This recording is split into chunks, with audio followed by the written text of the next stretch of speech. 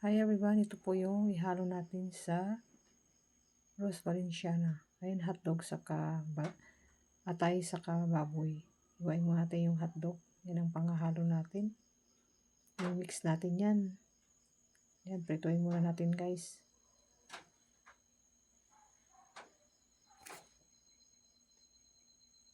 After maprito yan guys, saka natin siya i-mix na lutuin.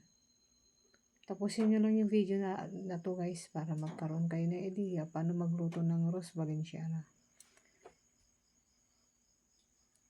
Ganito lang po kasimple. Unahin muna natin i-prepare yung mga ingredients niya at saka igisa muna.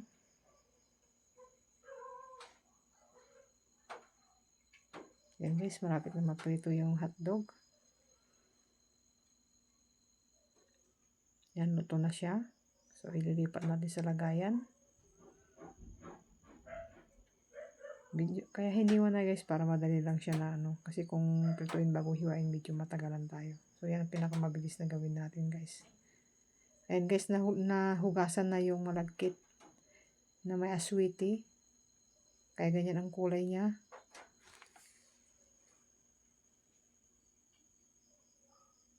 Then after guys, gigisa na natin.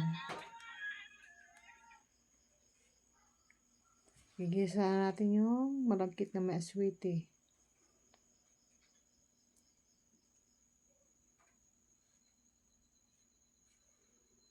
Yan, painitin mo natin yung mantika bago natin lagay yung bawang sa sibuyas. Ayan, pinagsabay na guys para madali ang luto. Medyo matagal-tagal to kasi maraming halo-halo to para hindi masunog. So, gigisa muna natin guys ng maigi. Ayan po guys. Kung bago lang po kayo sa channel ko, paki-like, subscribe na rin din, paki-follow na rin po at share na rin yung sa videos ko para makatulong po ito ng makakarami pa tayo at makakagawa po tayo ng panibagong video. Ayan guys, yung karne ng baboy saka yung liver, yung atay. Hinalo ko na, ginisa na siya guys, ginisa na. So yan guys, check nyo lang po kung paano gumawa. Tapusin na lang po yung video na to guys para magkaroon kayo ng idea, pwede nyo pong gawin sa bahay nyo po kung gusto nyo lutuin ng ganitong klaseng luto.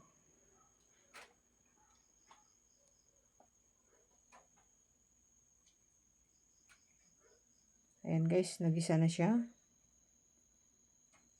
So next, gagawin natin ay ayan guys. So papakita natin, nagisa na po siya. Painitin natin. Medyo matagal siyang mapainit guys. So antay-atayin lang po ng matagal-tagal. So after this guys, siyempre pag habang pinapainit natin yan, mamaya konti, lagyan na natin yan ng tubig.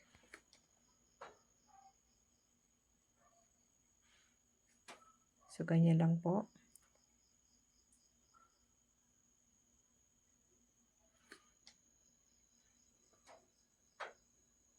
Kumusta naman po kayo dyan guys?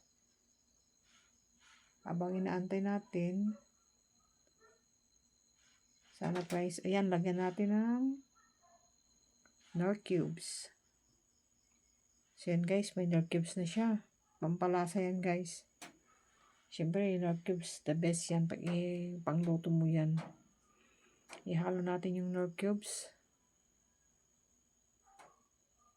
Pagkahalo natin yung Knorr cubes guys, ano na next natin gawin?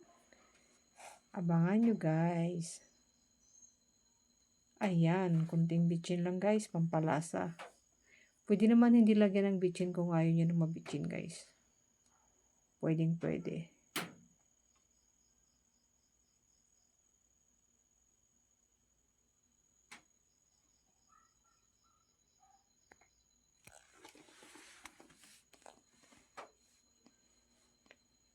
Ayan po guys. So napakasimple lang po siya guys.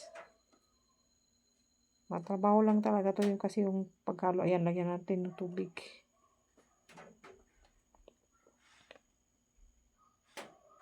Tapos halo-haloin ng konti. Tapos pakukulaan na natin yan guys. Nagisa na natin. Lagyan na rin ng cubes. Saka kunting bitchin. Then, naglagyan ng tubig. Bali yung nilagay dyan guys, yung hot water. Yung pinakuluan na lang para mas mabilis. Kung gusto yung mabilisan guys, yung may tubig na lang. Napakuluan. Ganyan lang po kadali. So, antayin natin guys na kumulo yan. Pag nakulo na, lagyan muna natin guys bago habang inantay yung makulo, lagyan natin ng oyster sauce. Ayan guys. Oyster sauce pampalasa din yan sa lulutuin natin. Yan din ang nagpapasarap sa luto. Oyster sauce.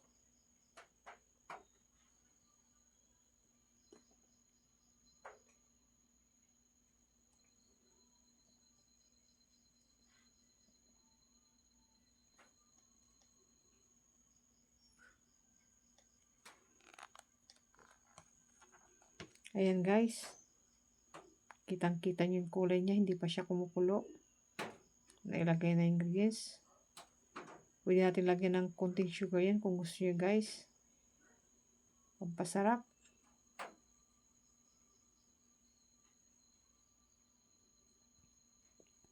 Depende sa inyo guys. Kung gusto nyo lagyan ng asin, depende sa inyo. Pwede rin. Pwede, may asin naman yan eh. Konti. Pwede pampalasa.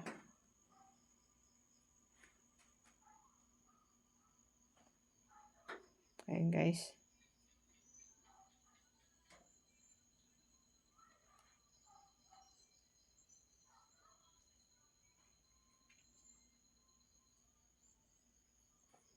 Ayan. So, antayin na natin siya guys. Halo-haloin muna natin para ma-mix mabuti yung nilagay natin na pampasarap. Pampalasa. Ayan guys, kanya lang kadali.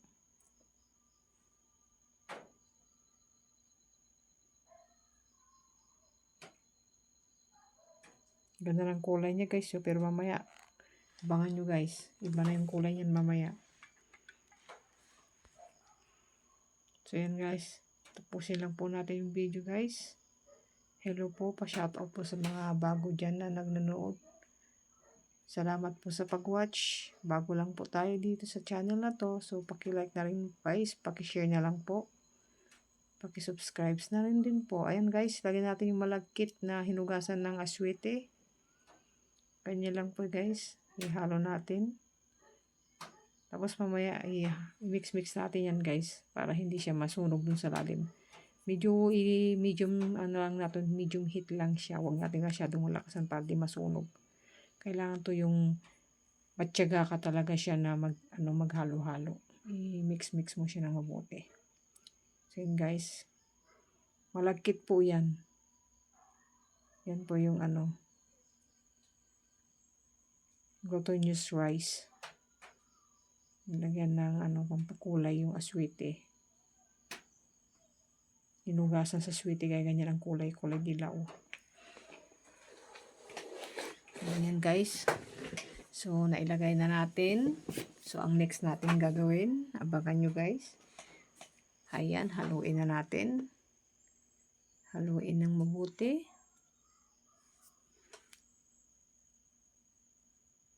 Tiyagaan lang pagluluto ng ganito guys. Kailangan talaga yung matyaga ka maghalo-halo nito. Kasi pag hindi mo siya may halo ng mabuti, pwedeng masunog sa lalim. Sayang yan. Kasi malagkit pa naman yan. So, babantayan natin yes kung hindi natin pwedeng iwanan. Pwede naman iwanan. Ayan, lalagay natin yung green peas. Ayan yung green peas guys. Yung nabibili sa market na green peas. Yan yung mga mumurahing green peas. Yung nababad siya. Pero kung gusto niya naman yung dilata, meron naman green peas na dilata. Pwede naman yung ihalo. So, yan, ihalo natin ng maayos yan guys. Halo-haloin natin. Bali, 1 kilong mahigit yan guys. Ayan, takpan mo natin guys. Antayin natin guys na, ayan guys, na ano na, lumabas na yung ano niya, luto na talaga siya. Pero kailangan pa nating haluin. Kulang pa yan guys. Haluin natin yan guys hanggang mawala yung tubig-tubig niya. Yan guys. Tapos, tignan natin kung medyo okay na. Ayan, lagyan natin na yung cheese. Ayan yung cheese saka hotdog. Kaya halo natin yung cheese at hotdog. Tapos, haluin na natin guys. Kanya lang kadali po. Ayan guys, ang ganda ng kulay niya. Masarap na yan guys. Pwede yung dagdagan niya ng pasas guys. Pagkatapos maluto, ang pasarap din yun. Nakalimutan lang kasi namin bumili ng pasas. Pwede rin yan guys, lagyan ng ibang seafoods. Like crab, shrimp, or pusit. Depende sa inyo guys. Pero sa amin, karne lang saka liver, okay na yan. Para tipid tayo sa ingredients.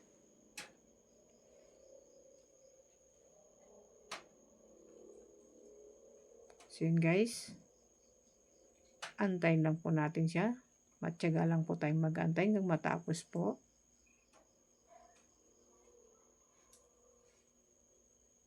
So ang ganda ng kulay niya guys, diba? So takpan na natin ng dahon guys ng saging. Para maganda yung pagkaluto niya. Pwede ring aluminum foil kung meron kayo dyan. Or plastic. Pwede rin.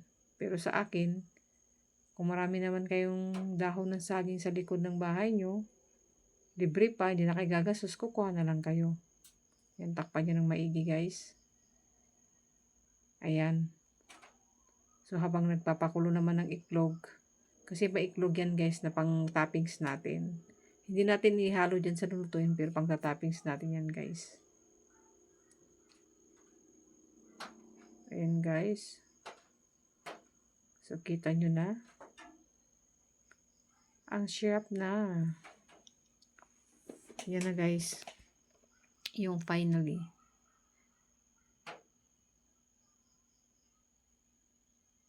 Ayan na po. Nakatakip siya ng medyo matagal. So lulutuin na natin guys yan. Parang nagluluto lang tayo ng kanin. So ganyan. So habang nag-aantay tayo na maluto, syempre, pwede kayong mag-relax muna. Pwede kayong manood ng TV habang nagluluto, or mag-Facebook muna kayo, or makichika kayo sa mga kapitbahay. Pero wow, make sure na hindi masunog yung niluluto nyo.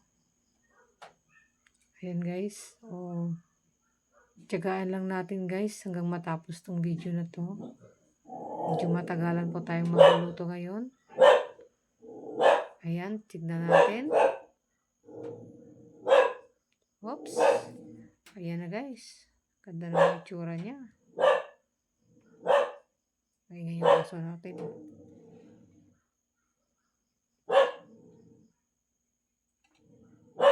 So, haluin natin ulit guys. Pwede naman guys, lagyan niya ng condense kung gusto nyo, or pwede naman gata. Depende sa inyo guys.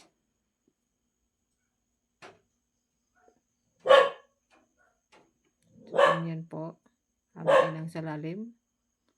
Medyo nasunog na yung konti, pero hindi naman totally sunog yan. Ganyan lang talaga. Basta haluin nyo na ng maigi. Matyaga lang kayo maghalo. Ayan. Tapos ibalik natin yung dahon. Takpan natin ulit. Hindi pa siya luto. Medyo hilaw pa siya guys. Ayan.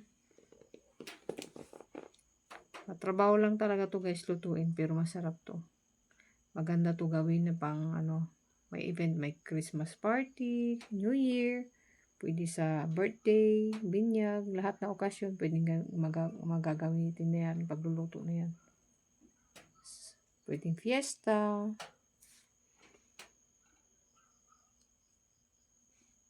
Guys.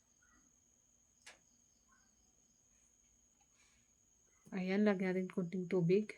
Pag medyo lata pa guys, check natin. Pag medyo siya lata, dagdagan natin ng konting tubig. Tapos haluin natin ulit.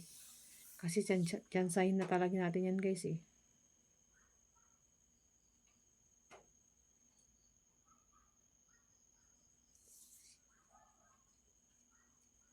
Ayan guys. So mamaya guys, papakita natin yung pinaka-last na gawa niya guys. After this cook na ano, ipiprepare natin, ayusin natin yan.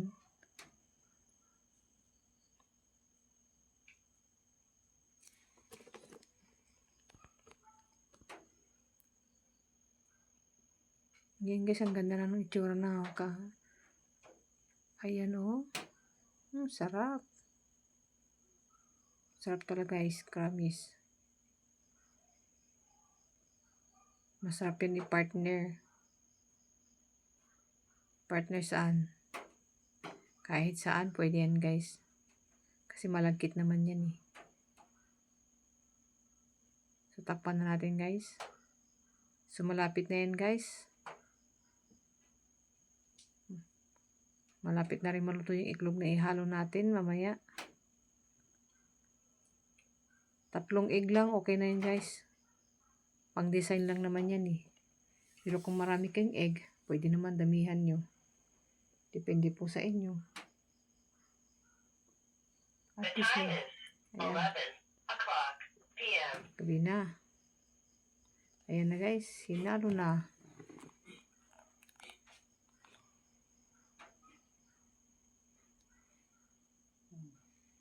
Haluin natin ulit.